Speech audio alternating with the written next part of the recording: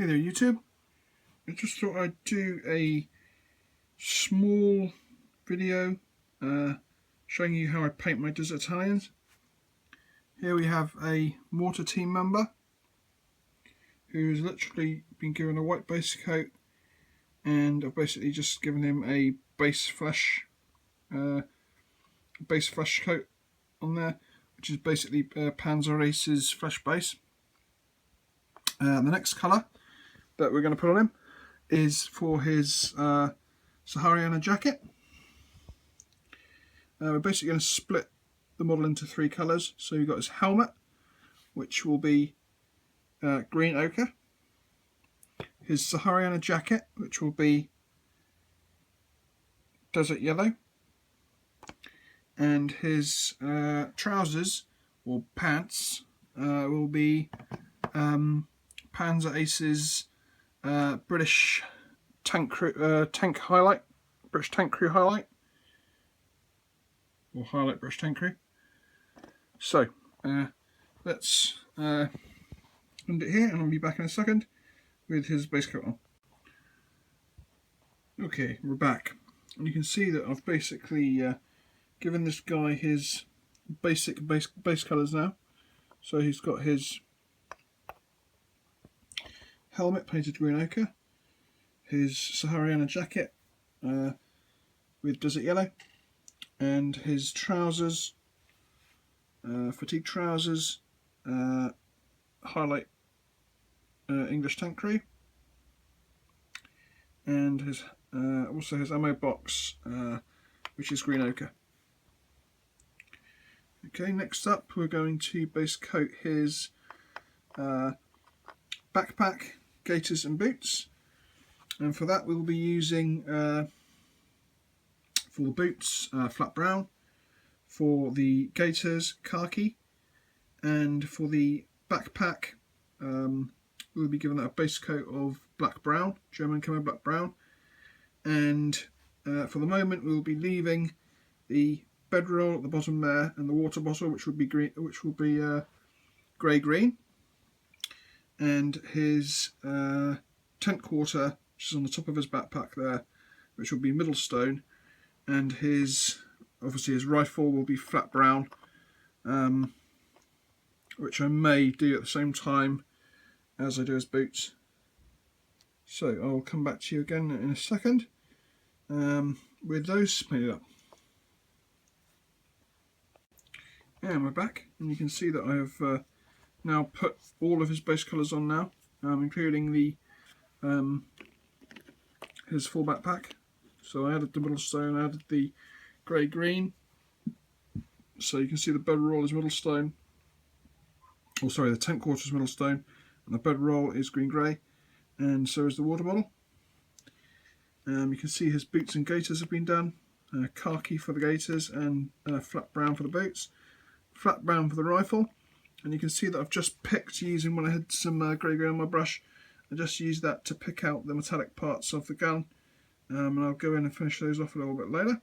But for all intents and purposes, this is all the base colours you need for this figure.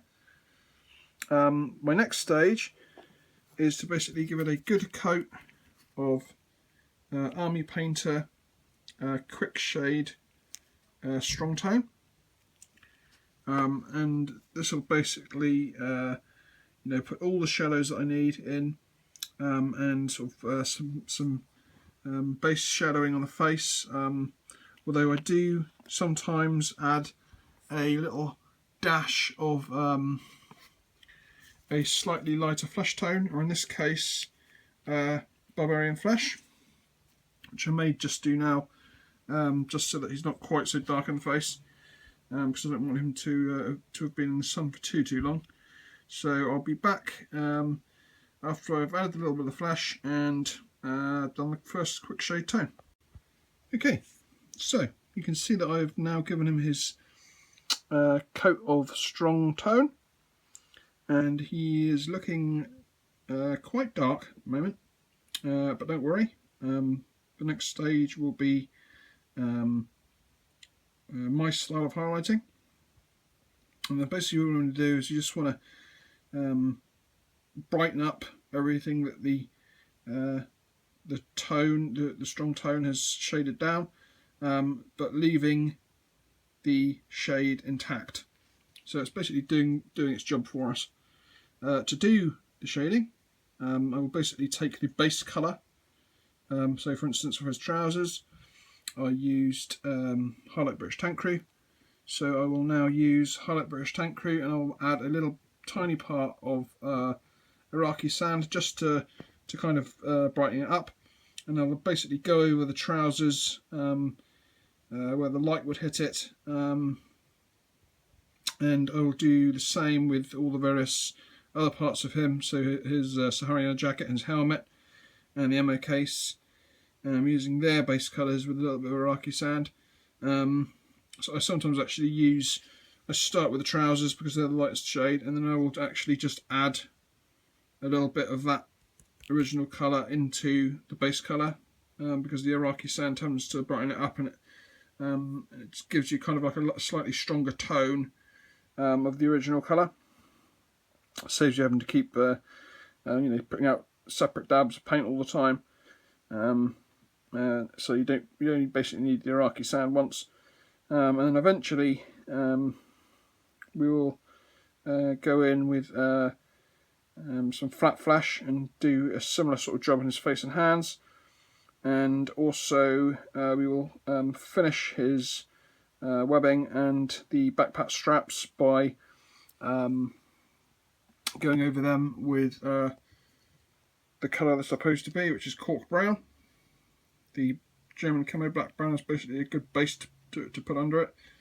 And when that is done, he'll almost be done. It's not too long a process to paint these guys. So join me back in a second, and I will have done basically all his highlights. I might just do his trousers first and come back just to show you the sort of the difference that it makes. And quickly back, I have highlighted his trousers so far, and you can see that they're basically just a tad lighter than they were after the quick shade, but you can see that there's still some shadowing in there.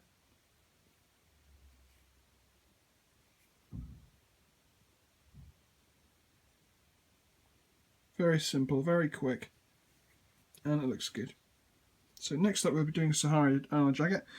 Now I base coated this in Desert Yellow, but I want him to have a slightly lighter tone jacket, so I'll actually highlight it with Panzer Ace's Africa Core highlight, just to give me a slightly lighter tone Sahariana jacket, because they are actually produced in all sorts of various shades, from very light to very dark. So this guy's going to have a slightly worn one, bad luck of the draw, you could say, or perhaps this particular guy's spent a few months extra in the desert rather than in the rest of his crew. So we'll go in and highlight this guy with probably straight up highlight Africa Core, which is here we go, highlight Africa Tank Crew, and I'm probably going to put it on straight. I'll give it a little bit of test. If not, I will simply add a little bit of the mixture that I used on his trousers to lighten it up a little bit, and we'll be back when I've done that. Okay, and I'm back, and you can see that the figure has had all of his highlighting done now. So I've done his face, I've done his trousers, I've done his Sahariana, I've done the cork brown on his webbing, and I've done the metallics on his rifle. I did those by mixing a tiny dab of German grey in with some lead belter. Do the same with gunmetal. And you can see that I have completed his backpack, done the strapping. It's all kind of base coloured up and highlighted. And I've also done his helmet. And I've done his ammo box. The next stage, to more or less finish him off, will be to put his unit insignia on, which is the Bologna Brigade, which is a white rectangle on his lapels there, with a red stripe through it. and this guy is going to be a private, so the rank of Soldato, which is actually no uniform markings whatsoever, so we don't have to do any of those. And when that's done, I will give him a final finishing shade of Agrax Earthshade here, which is a much lighter shade than strong tone, and I find that it's the perfect kind of finishing tone just to get to wash over the figure and just take away the sort of the starkness of the highlighting and sort of tone it back down, and make it into a really nice looking, slightly better than tabletop quality figure. I'm not a big fan of tooting my own trumpet, but I do think that these guys are turning out to be some of the best things I've ever painted. So from that sort of respect, you know, like I say, I'm by no means a master painter, but I do think that these guys, for the sort of speed that you can turn these guys out at, are good quality miniatures for you know, how quick you get them done, basically. So join me in the next little clip when I would have given him his final tones and completed them up. And we're back, and you can see this is the completed miniature after all of his finishing bits and pieces. And you can say, or at least I can say, I'm pretty happy with how this guy turned out. The Agrax Earthshade does a really good job of just toning down the bright highlight, and a really good job of going into nooks and crannies to create extra shadow. And I'm happy with the way his face turned out. I tend not to paint eyes on bolt action miniatures, mainly because the Agrax Earthshade and the quick tone do a great job of filling them in as sort of like a dark patch that you can't really see. And to tell you the truth, most of the time the eyes on these miniatures are too small to try and get to look realistic and not sort of manga-eyed. So I tend not to even attempt to do eyes on bolt action guys, and I think that looks just great. Yeah, I'm pretty happy with how this guy turned out, and you can see that it's not really a long process, and I'm very happy with how it turned out. I hope you enjoyed this video. Sorry for the not amazing quality, but it gets the job done. So until next time, catch you later.